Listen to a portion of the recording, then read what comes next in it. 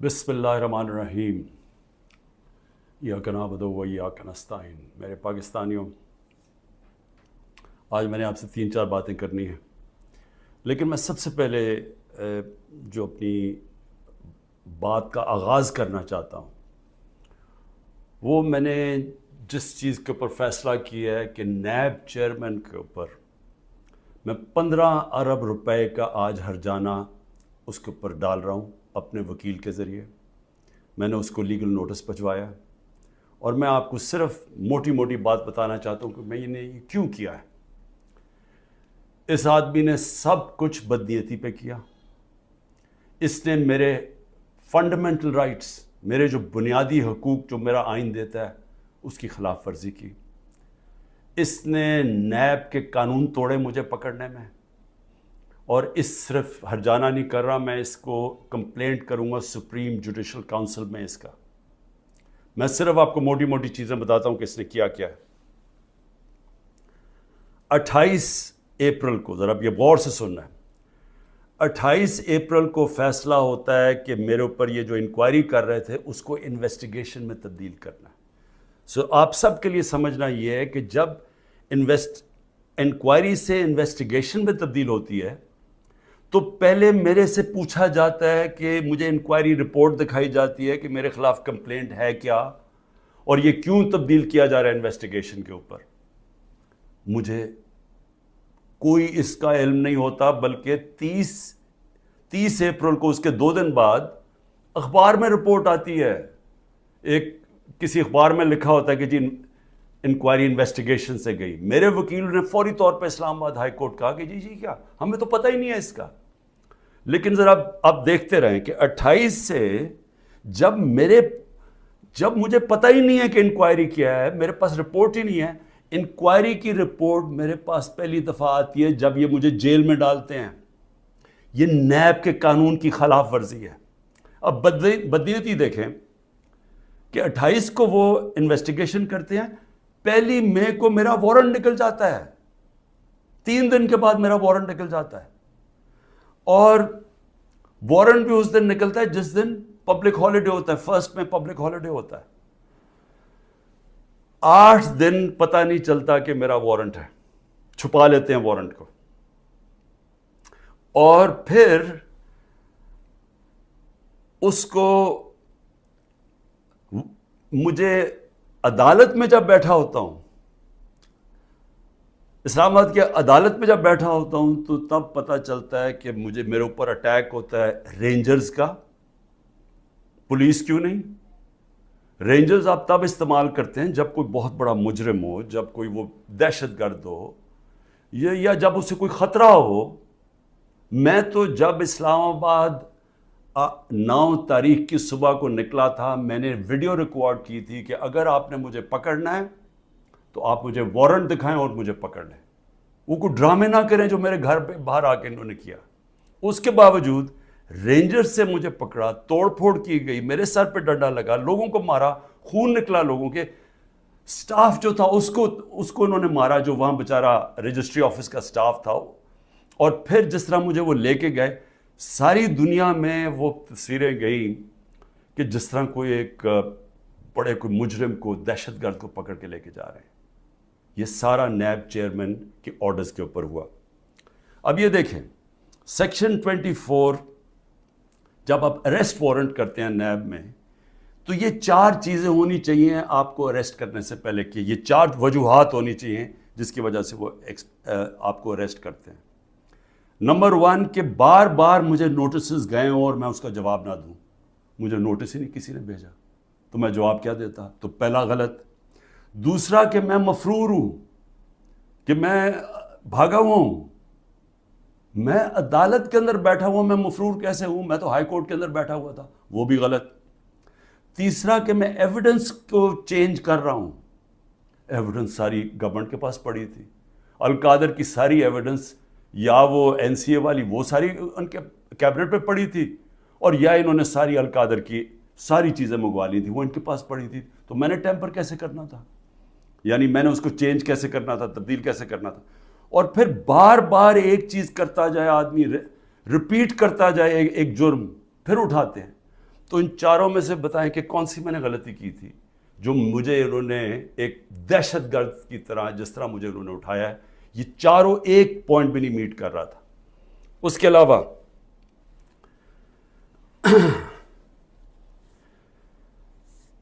جس طرح انہوں نے مجھے اٹھایا، میں اس لیے ہرجانہ کر رہا ہوں کہ انہوں نے ساری دنیا میں خبر گئی کہ عمران خان کو کرپشن کیس پہ اٹھا لیا۔ اب یہ یاد رکھیں کہ شوکت خانم کے لیے اور نمل یونیورسٹی کے لیے میرے نام پہ، میری کریڈیبلٹی پہ 10 ارب روپیہ ہر سال اکٹھا ہوتا ہے، اور اس کے علاوہ جو کراچی کا ہسپتال بن رہا ہے وہ 30 ارب کا ہے، یہ تیسرا ہسپتال ہے، اور پھر نمل یونیورسٹی کی ایکسپینشن ہو رہی ہے، اس کے لیے پیسہ اکٹھا کر رہا ہوں۔ تو ایک آدمی کی جب ساری دنیا میں آپ نے اس طرح غیر قانونی طور پہ کیا تو ساری دنیا میں پیغام کیا گیا کہ عمران خان کسی کرپشن میں ملوث ہے، اور اس کی وجہ سے متاثر ہو سکتی ہیں یہ اربوں روپے کے جو میں ہر سال پیسے اکٹھے کرتا ہوں۔ اس لیے میں نے اس کے اوپر ہرجانہ کیا، اور اسی لیے میں صرف یہاں نہیں، میں سپریم جوڈیشل کاؤنسل میں اس کی کمپلینٹ کروں گا۔ یہ بدنیتی کے اوپر ہوا، یہ چھپا کے انہوں نے کیا، یہ پہلے سے پلان تھا، یہ انہوں نے مجھے ذلیل کرنے کے لیے کیا ساری دنیا کے سامنے۔ آرام سے بھی اٹھا لیتے، پولیس آ کے مجھے پکڑ کے لے جاتی، وارنٹ دکھاتی، میرے پاس کون سی وہاں کوئی فوج تھی یا لوگ تھے۔ تو آخر میں اس چیز کے اوپر میں صرف یہ کہنا چاہتا ہوں کہ یہاں سے پری پلان بنا ہوا ہے کہ کسی نہ کسی طرح عمران خان کو پکڑ کے تو جیل میں ڈالو، تو راستے سے ہٹا دو۔ یہ پوری تیاری ہے، 150 کیسز ہیں، اور اب یہ حالات ہیں کہ اتنا پریشر ڈالا ہوا ہے انہوں نے کہ میرے وکیل گھبرانا شروع ہو گئے ہیں۔ پہلے تو انہوں نے سارے کارکن پکڑ لیے ہمارے، اور میں خاص طور پہ وہ 10,000 کارکنوں کے اوپر آج بھی میں اپیل کرتا ہوں، ساری ہیومن رائٹس آرگنائزیشن کو میں اپیل کرتا ہوں کہ اتنا بڑا ظلم ہے کہ ان کو جیلوں میں بند کیا ہوا ہے، ان کو دہشت گردی کے اوپر رکھا ہوا ہے، اس کے لیے ایک شناخت پریڈ ہوتی ہے، اس کے لیے لازمی ہوتا ہے کہ آپ ان کو پروڈیوس کریں۔ وہ کہتے ہیں جی ہمارے پاس عملہ ہی نہیں ہے، وہ شناخت پریڈ ہوتی ہے، اس کے اوپر لے کے ہی نہیں آتی پولیس۔ ججز آرڈر کرتے ہیں وہ لے کے نہیں آتے، ججز کے آرڈرز وائلیٹ کرتے ہیں، اور پھر کئیوں کو اٹھایا ہوا ان کو پریزنٹ ہی نہیں کر رہے کیونکہ اوپر کیس ہی نہیں لگا رہے تاکہ ان کو عدالت بھی نہ لے جانا پڑے۔ لوگوں کو بند کیا ہوا ہے چھوٹے کمروں میں، گندے حالات ہیں اس کے اندر، کئیوں کے اوپر تشدد کیا جا رہا ہے۔ میں سارے پاکستان کے اندر دیکھیں، میں اس وقت سب پاکستانیوں سے اپیل کرتا ہوں کہ یہ جو ہو رہا ہے یہ یاد رکھیں کہ یہ ملک کو ادھر دھکیلا جا رہا ہے، وہ اس ملک کے اندر نفرتیں پیدا کی جا رہی ہیں۔ ایسی نفرتیں پھٹتی ہیں ملک میں جب تک ایک پولیٹیکل پارٹی منظم رہتی ہے۔ ہم کوئی کسی قسم کا ہم نے آج تک 27 سال میں انتشار نہیں کیا۔ 9 مئی کو میں پھر سے ریپیٹ کرتا ہوں کہ سب کنڈیم کرتے ہیں، سارے، کوئی پاکستانی نہیں ہے جو وہ سمجھتا ہے کہ جو جلانا کیا، جو آرسن کی گئی، جو بلڈنگ جلائی گئی، یہ خاص طور پہ یہ جو کور کمانڈر کا گھر، سب اس کی مذمت کرتے ہیں۔ لیکن کیا کوئی تحقیقات انڈیپینڈنٹ نہیں ہونی چاہیے؟ اور کیا کوئی یہ نہیں کوئی آج تک کسی سے پوچھا کہ جو 25 لوگوں کو ڈائریکٹ گولیاں ماری گئی تھی، نہتے لوگوں کو، کیا ان کو کوئی والی وارث نہیں ہے؟ کوئی پوچھے گا نہیں کہ انہوں نے کیا غلطی کی تھی؟ سب نہتے تھے، سب جو مارے گئے ہیں۔ یہ حالات ہیں آپ کے، اتنا خوف پیدا کر دیا ہے کہ وہ لوگ سامنے ہی نہیں آ رہے۔ ہم لوگوں کو جب کہتے ہیں کہ ہم نے آپ کو کمپنسیٹ کریں گے، ان کی فیملیز کو، غریب لوگ تھے، ایک بیچارہ سارا گھر سنبھالتا تھا، اس کو گولی مار دی۔ وہ اتنے ڈرے ہوئے ہیں ان کے گھر والے لوگ کہ وہ سامنے ہی نہیں آ رہے۔ اب ایسی فضا پیدا کی ہوئی ہے، چھپے ہوئے ہیں لوگ، کہتے ہیں جی ہم نے سامنے نہیں آنا۔ اور کارکنوں کا یہ حال ہے کہ ہمیں پتہ ہی نہیں پوری طرح چل رہا کہ کتنے کارکن اندر ہیں، کتنے جیلوں میں، کیونکہ وہ چھپے ہوئے ہیں۔ ہمیں یہی نہیں پتہ چل رہا کہ اصل میں کتنے لوگوں کو اس دن گولیاں لگی تھی، کیونکہ ہمارے کارکن باہر ہوں گے تو بتائیں گے کیا، باقی یا چھپے ہوئے ہیں یا وہ جیل میں ہیں، اور جیل میں برے حالات کے اندر رکھا گیا۔ تو میں اس لیے نون لیگ کو بھی آج ایک بات کہنا چاہتا ہوں، اور پیپلز پارٹی کا بھی اور پی ڈی ایم کی پارٹیز کا بھی. دیکھیں یہ جو ہو رہا ہے نا، یہ یاد رکھیں کہ میں اس ملک کی اسٹیبلشمنٹ کو 27 سال سے میرا واسطہ پڑا ہے. آپ کو پتہ بھی نہیں چلے گا جب یہ بند کمرے میں پلان اے سے پلان بی پہ جائیں گے، آپ کو پتہ بھی نہیں چلے گا. تو جو آج آپ چپ کر کے یہ دیکھ رہے ہیں، یہ ظلم جو ہو رہا ہے، یہ آپ یہ سمجھ جائیں کہ یہ جب چینج ہوگا، کیونکہ چینج ہونا ہے، کیونکہ گورنمنٹ تو فیل ہو گئی ہے، اکانومی گر گئی ہے. آج جو ڈالر جس مارکیٹ کے اندر اوپن مارکیٹ میں 314 روپے کا ڈالر نہیں مل رہا، کیوں نہیں مل رہا؟ کیونکہ کسی کو سب کو اعتماد ہی اٹھ گیا اکانومی سے. تو اگر یہ حالات ہیں اور پہلے ہمارے پر سے یہ سب شور مچا رہے تھے 24%، ہماری 12% انفلیشن تھی. مہنگائی ہمارے زمانے میں 12.4% تھی. مہنگائی مارچ ہو گئی تھی. سارے ٹی وی شوز کے اوپر لوگوں کے پاس جاتے تھے، جی بتائیں کتنی مہنگائی ہے. آج کے فگرز مہنگائی کے 38% مہنگائی ہے، 3 گنا سے زیادہ ہے.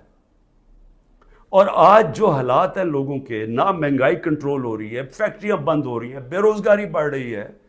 آگے انٹرنیشنل میڈیا کے لوگ، جو فائنانس کے لوگ ہیں، وہ سمجھ رہے ہیں کہ ڈیفالٹ کرنے جا رہا ہے پاکستان. ان حالات کے اندر یہ اگر آپ سمجھتے ہیں پی ڈی ایم والوں کہ آپ بڑی دیر بیٹھے رہیں گے یہاں، میں آپ کو یقین دلاتا ہوں کہ جب پلان بی بنے گا، ہو سکتا ہے آپ ادھر پھنس جائیں. جو آج ہمارے سے ہو رہا ہے ہو سکتا ہے آپ سے بھی یہ ہو. اور یہ مجھے یہ کہنا کہ جی ہمارے زمانے میں یہ ہوا تھا، اس سے بڑا جھوٹ کوئی بول نہیں سکتا. مجھے یہ بتائیں کہ ہمارے زمانے میں کب یہ ہوا تھا؟ کتنے لوگوں کو تشدد کیا گیا جیل میں؟ کتنے گھر توڑ کے اندر گھس کے عورتوں کے سامنے اٹھا کے لے گئے؟ اگر وہ آدمی نہیں ملا تو ان کے رشتہ دار اٹھا کے لے گئے. کتنے گھروں میں ایسے ہوا تھا؟ مجھے یہ آج تک بتائیں کہ ہم نے کتنے دہشت گردی کے کیسز کیے تھے.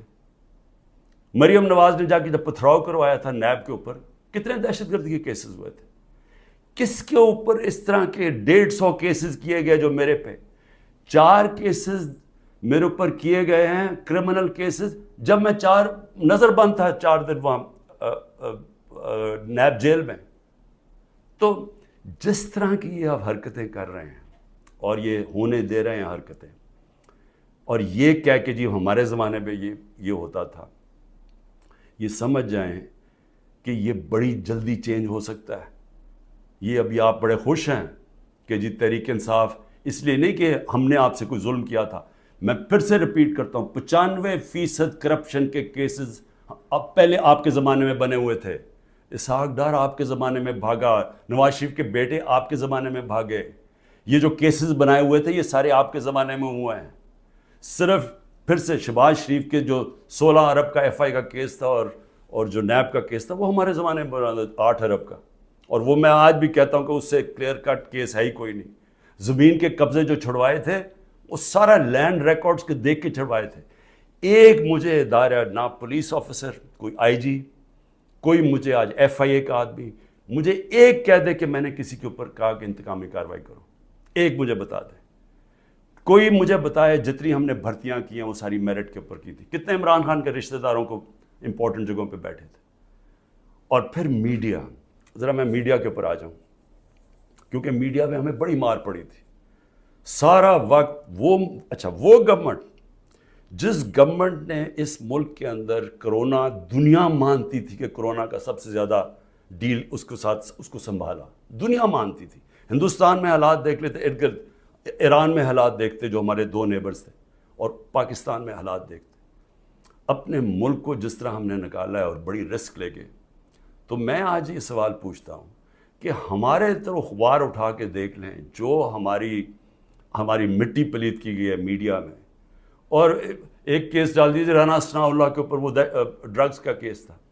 رانا ثناء اللہ کا اے این ایف نے کیس کیا تھا، جن کے اوپر ایک میجر جنرل صاحب بیٹھے ہوئے تھے.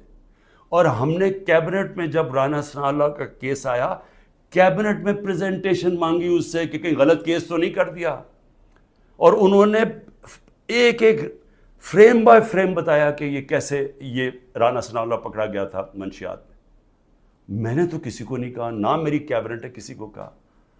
تو اس لیے یہ کہنا کہ آپ کے زمانے میں بھی کچھ تھا، ہمارے زمانے میں کچھ نہیں تھا. اور میں آج آپ کو آگے بھی بتا دوں کہ الیکشن جب ہوں گے، یہ میری آج پیشن گوئی مان لیں، جو مرضی کر لیں آپ، جتنا تحریک انصاف نے انشاءاللہ.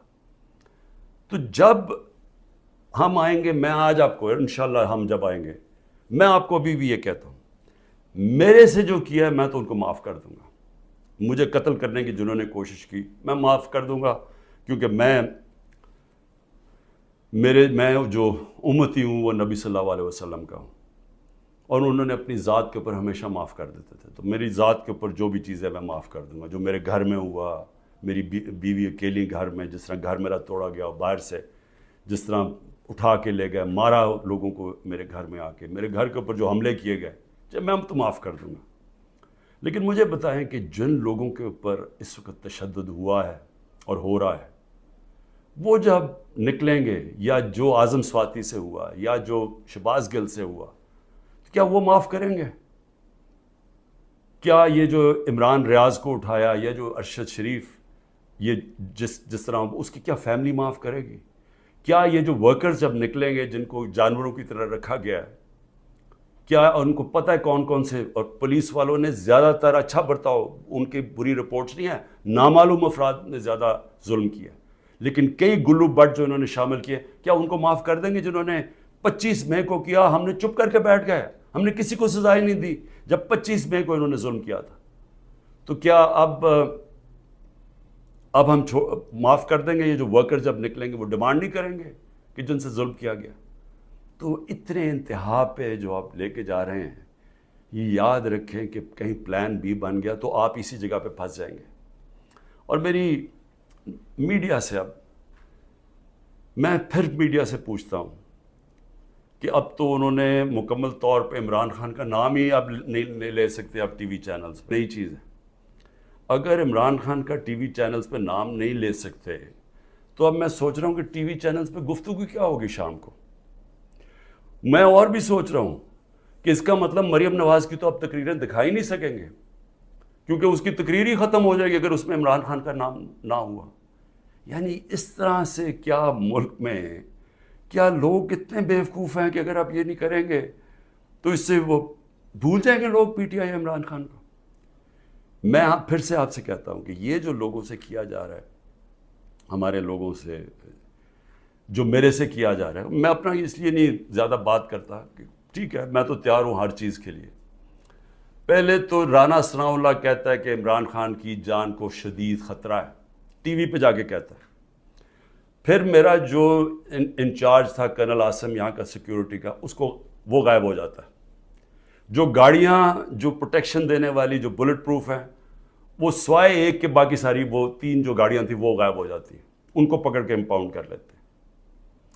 پھر ارد گرد اس وقت جو ہمارے قریب تھا اس کے پر وارنٹ نکال دیے، تو یہاں خالی پڑا ہوں، میں اکیلا بیٹھا ہوں، 2-3 ہمارے پاس لوگ رہ گئے.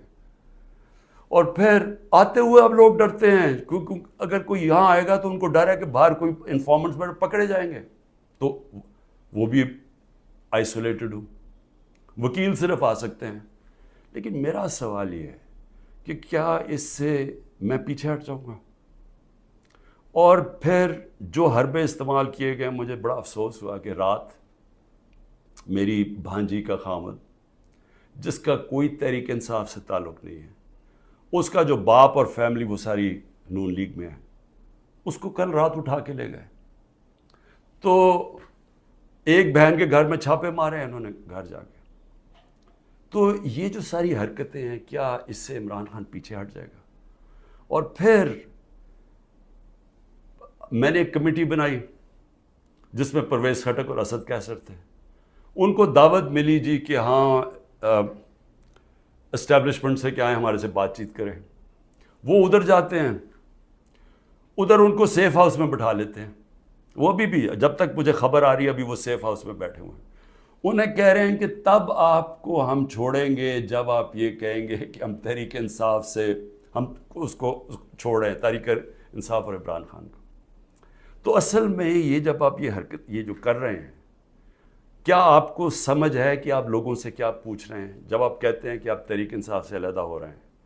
کیا اندازہ ہے کہ یہ کہہ کیا رہے ہیں آپ یہ کہہ رہے ہیں کہ آپ پالیٹکس چھوڑ دیں، کیونکہ جس وقت جو اس وقت تحریک انصاف کو چھوڑے گا، یہ میں آج آپ کو رائٹنگ میں دے رہا ہوں کہ اس کو لوگوں نے ووٹ نہیں ڈالنی۔ تو جو ہمارے سارے لوگ اتنی مشکلوں کے باوجود ہمارے ساتھ کھڑے ہیں، نظریاتی طور پہ بھی کھڑے ہیں، وہ جو ظلم ہو رہا ہے اس کے اوپر بھی وہ لوگ کھڑے ہو گئے کہ ہم نہیں جاتے، لیکن ان سب کو یہ بھی پتہ ہے کہ جو چھوڑے گا اس کی اس وقت پالیٹکس ختم ہو جائے گی۔ تو یہ جو ان دونوں کو، ہمارے سینئر لوگوں کو، میں نے تو اس لیے کہا تھا کہ بات چیت شروع کریں گے، وہ بات چیت کرنے گئے ان کو ہی بٹھا لیا۔ تو اس کا مطلب کہ بات چیت نہیں کرنا چاہتے ہیں۔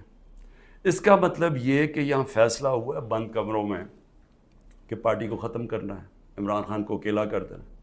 عمران خان اکیلا ہو چکا ہے، عمران خان کے ارد گرد اب کوئی بھی نہیں ہے، نہ میں کسی کو ٹیلی فون کر سکتا ہوں، نہ میں کسی سے بات کر سکتا ہوں، کہ سب چھپے ہوئے ہیں۔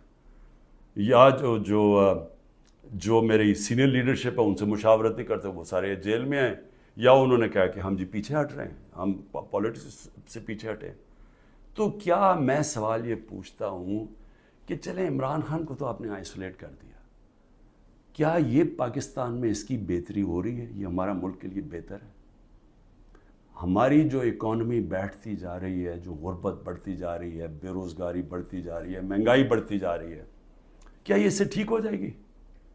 کیا اندازہ نہیں کہ یہ جو بھی سوچ رہے ہیں، جو بھی یہ سوچ ہے اس کے پیچھے، کیا وہ آگے پاکستان کا بھی سوچ رہے ہیں؟